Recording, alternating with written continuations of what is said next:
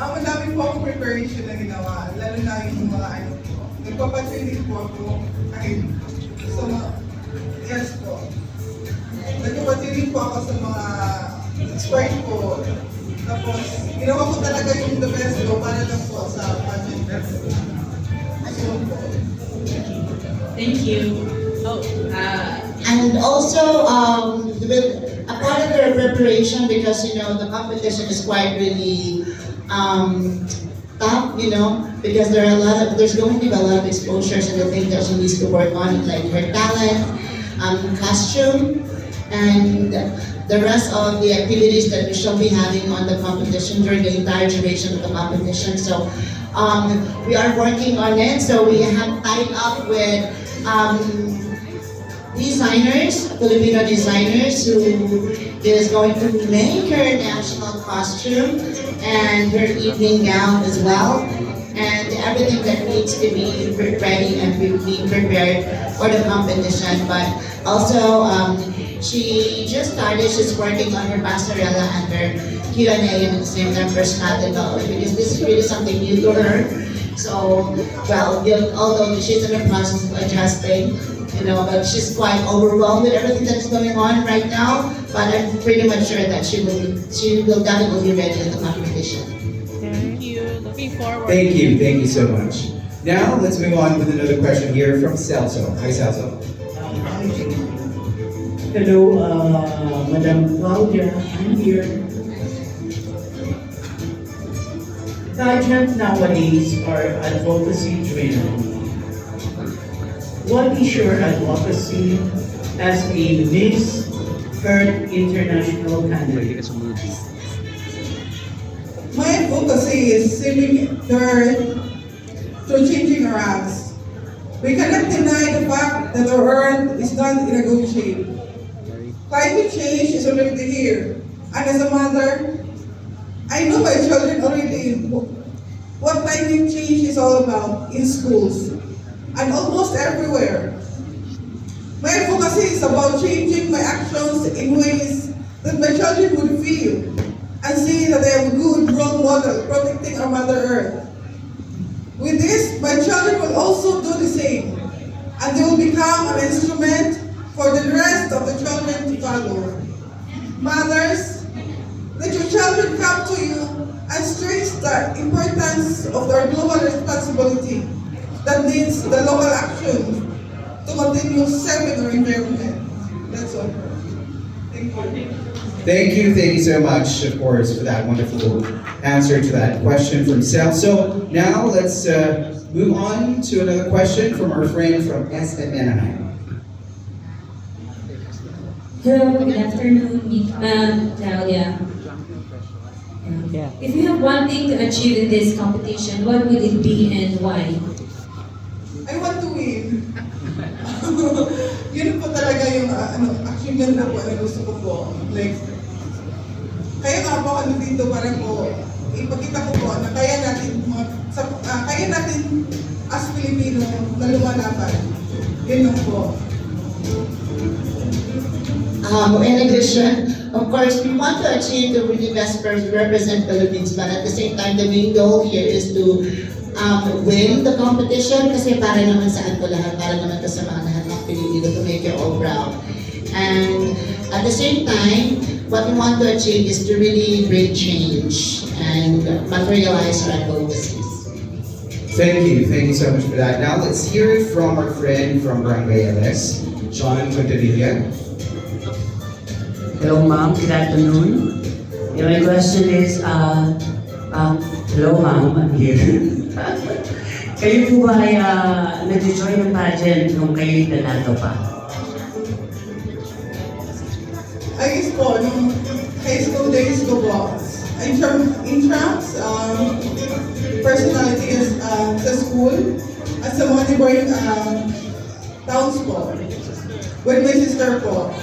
And this time kasi misis na, so anong naging reaksyon ng mga anak mo na alam nilang ikaw yung representative ng Philippines sa Miss Earth 2023? Akala ko po kasi staff na talaga kasi may anak na, pero sa isip ko, kaya pa pala namin as misis ko, as may mga anak na nalalaban pa.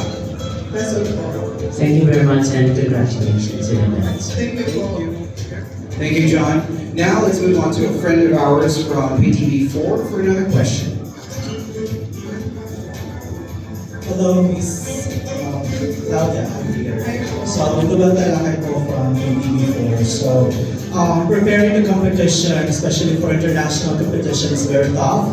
I'm just wondering, how do you prepare for those, how do you juggle your time as a mother and preparing as a beauty queen for an international pageant?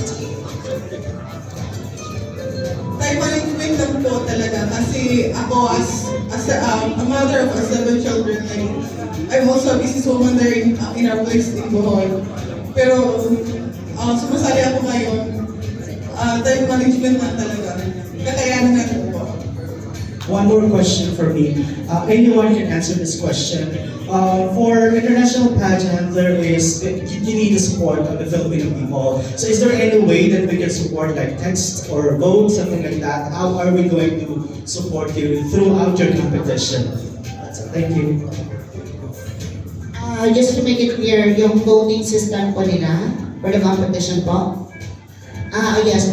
I believe the competition, they have a voting system, but actually they are not really obliged to participate such as it's all up to the candidate if they want to be a part of the voting system competition. But we are still talking about that if we are going to participate for the votation, given the situation that the Philippines are really a fan of pageantry, and I'm pretty much sure that she will be able to garner a lot of votes. And it is just that, although it's overwhelming because we are in the Philippines and the competition will be held here in the Philippines, but we are also considering the situation that we are also welcoming visitors and candidates here. And we would like to give them that also the chance of getting support from the Filipinos as well. So pinag-iisipan pa namin if we will be competing on the said voting competition. But yes, we will be participating some of the competition. Thank you so much, Ms. Carla, for answering that question. Now let's move on to Nomi. Nomi? Hello. Good afternoon, Queen Claudia. First of all, congratulations and best of luck in your forthcoming international competition. Okay, my question is, how excited are you to meet all the delegates of the forthcoming Mrs. Earth pageant from other countries that you will be competing with? I am very much excited po na mamit ko po sila. Lahat po ng countries po na pupunta po dito para lang po mag-join sa pageant na to. Para makita ko po sa kanila kung ano yung mga advocacies nila na gusto nilang ipalabas po, na yung gusto natin, kung makita ko po paano nila po gagawa po sa advocacies po nila. Thank you so much. At siya na po, ma-introduce ko po yung Filipino culture natin na tayo po is nagsama-sama, nagkaisa. Yun lang po.